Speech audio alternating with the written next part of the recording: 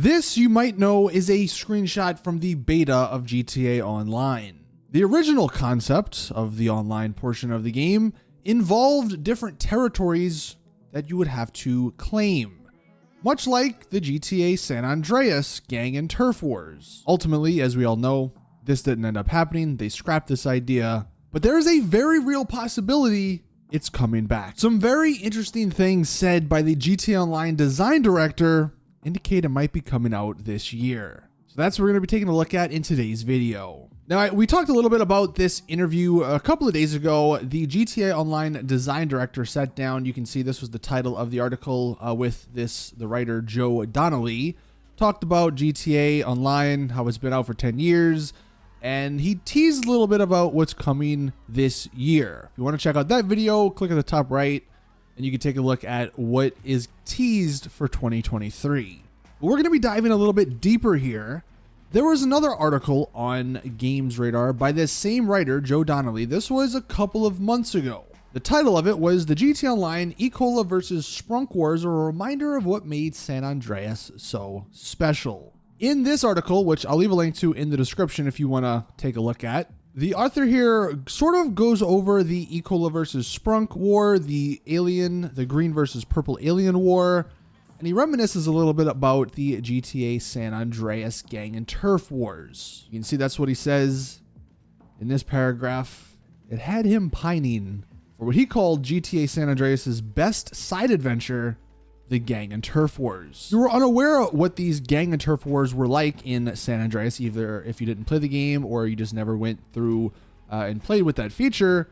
At the end of the game, there wasn't a whole lot to do. You beat the story, you had all your cars. He says you got ripped at the gym, you made a bunch of money at the casino. Well, Rockstar's solution to endgame content was this gang and turf war system. It was a pretty sophisticated feature where players could recruit NPC comrades, and you fought with these NPCs for neutral territory. You would defend captured zones in squads, and it was a feature that allowed you to use all the money, all the cars and stuff you acquired playing the game. And he says, I would love to see something like that with the same depth in GTA Online. And he gives a little tease maybe at what a GTA Online with a gang and turf war system could look like. Obviously, we have gang attacks now, but like he says, they're not really that great. They're just match-based. They're zone-controlled affairs via free mode. They don't really provide a whole lot of substance. He says he longs for an aerial view of the Los Santos map loaded with color-coded markers, much like we saw in that beginning screenshot, that signify gang-occupied areas. He wants a scoring system that identifies the strength of each conquering crew. And he wants a game where gangs would have to give away territory while they're trying to gain new territory. He wants gang-specific cars, and more importantly, gang-specific colors and flags in the same vein that we got with the green and purple alien suits and the E-Cola and Sprunk war. Now, I wanted to bring up that article because he made that, again, 5 months ago. And I guess Rockstar must have loved it enough that they gave him an interview with the design director, which is the article we talked a little bit about a couple of days ago. And some of the very interesting things that you could maybe look a little deeper into was some of the wording he mentioned in this newest interview. The GTA Online design director. He said, we had the idea of community-based objectives for a while. It's something we wanted to present as a design choice rather than an externally pushed event. They were talking about the heist challenge here. But the fact that they do like the idea of community-based objectives, that is something I think that's pretty important. And then this paragraph, this quote, naturally occurring community-led events really solidified how important these could be and that they were something we should be looking at more. The idea of everyone coming together and pulling in the same direction to complete a shared goal is great, and it is something we will continue to look at more in the future. That particular sentence right there. They're looking at it more in the future. He says, after seeing the alien war unfold, we certainly wanted to explore ways that we could tap into similar rivalries and allegiances across the community. And it was fun to add, I'm guessing they're talking about the E-Cola war, but it sounds like they want to do more of that type of content. And that's where the gang and turf war fits perfectly. Some of the gameplay scattered throughout this video is actually from a mod in single player. you can get. It's a sort of similar concept to the gang and turf war from San Andreas. The one in the mod doesn't really use the official gangs in the game, but it works pretty similarly. There's like territory you have to go around. Other gangs will get it. They'll fight for yours. You have to fight for theirs. You get yours. You recruit people. You buy up cars. You use different weapons. You have to purchase stuff. You get money for the more gangs or the more areas you hold. It's a pretty cool system. It's a little crazy in the mod. I'll give you that if you are watching it. It's definitely really chaotic. In GTA Online, it had to be toned down a little bit. One of the big reasons we're even sort of mentioning this was this post from Fun MW2. A bunch of the newer free mode content, and it's a little technical here, it's offline content, which means it's all like already on your computer in your game.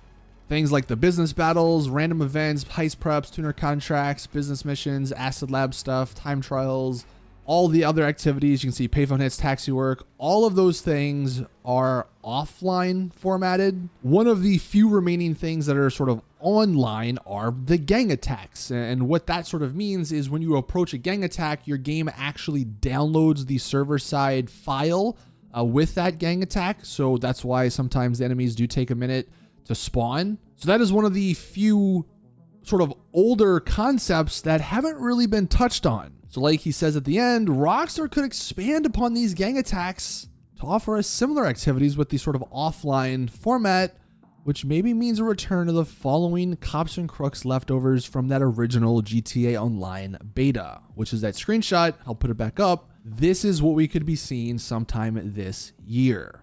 And when you actually just sit down and think about it, it makes perfect sense for this to be a DLC in the upcoming year or so. It's pretty clear Rockstar are slightly running out of ideas for content. The Drug Wars DLC was, for all intents and purposes, just repurposed biker DLC. Like, there really wasn't anything new there. So as far as new businesses, I think they're slowly running out of ideas, or they either want to save their other ideas, their better ideas for GTA 6. So having a sort of new concept like this gang attack, this gang war system, it's something new. It's something that wouldn't feel reused. So that's one reason why I think it makes total sense. Another reason, like the author in the article suggested, in San Andreas, it was sort of an end game content.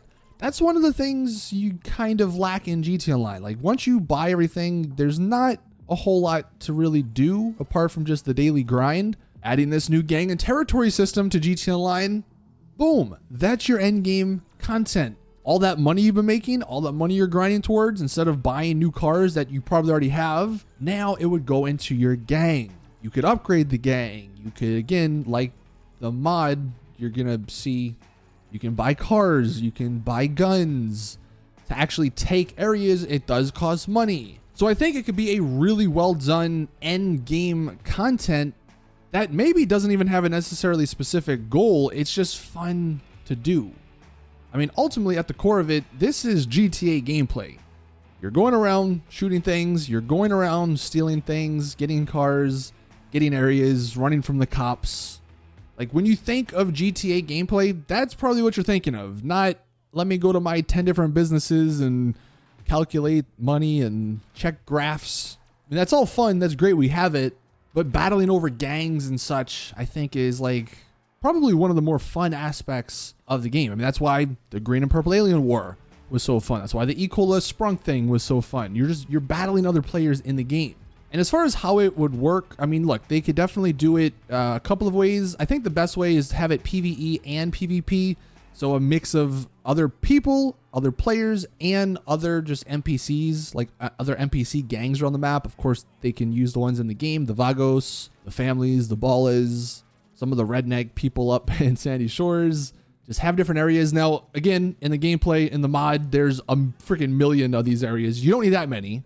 Maybe there's just a handful around the map, maybe 10, 15, 20 or so. But you would go battle around. It would probably have to be per session. I don't think the technology is there, unfortunately, to have it sort of transcend sessions if you're moving around or if you get kicked. So it would have to be per session. So, of course, if you're in an invite-only session, it would probably be just other NPCs that you're dealing with. Where if you're in a public session, it's to other players, and maybe they have some benefits if you're in a public session. Maybe you get more money, the more areas you control. It could just be passive income again, like all the other passive incomes in the game. Maybe there's little safe houses, and that could be another fun thing. Rockstar just added safe houses to the game. If they had safe houses in these areas, maybe other players could go steal your safe house. You would get a warning. You'd have to go back and fight them, but that could be another cool thing to do. Unfortunately, I don't think the prizes or like the benefits could be or should be too great. Like you're not getting $1 million every hour or something if you have all the gangs in the city. But I do think this sort of system would be just so great to have on top of everything we already have in GTA Online. And maybe that could also be a way that they could add the cops that we all know was cut from the game. Maybe the cops are another territory. That's another crew, another gang in the game. And as far as like gangs, I don't know if it would work like it's your crew. Maybe that's too big. Maybe it would just be whatever's in your CEO or your MC. So like a max of 8 people that could own a particular area. I don't know exactly, how that would be balanced. If anyone has any other ideas, let us know in the comments, of course. But I do think there's a very, very realistic possibility that we get this gang and turf war system in GTA Online, whether it's this year or maybe early next year. Clearly GTA 6 is like at least 2 years away, so they still have some time to do stuff to GTA Online. And again, if they are running out of like businesses and stuff, this is the perfect thing to do.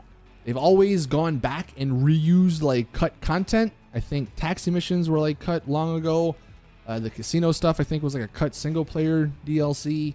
There's been a ton of cut content they've gone back and reused. This might end up being one of the final things they do. Reusing the cut content from the beta of the game. Would you like a territory system, a gang system in GTA Online? And if so, how would you like to see it? That's going to do it for today's video. Thank you guys for watching. Please drop it a like if you did enjoy. Subscribe for more GTA content. And as always, I'll see you all in the next one.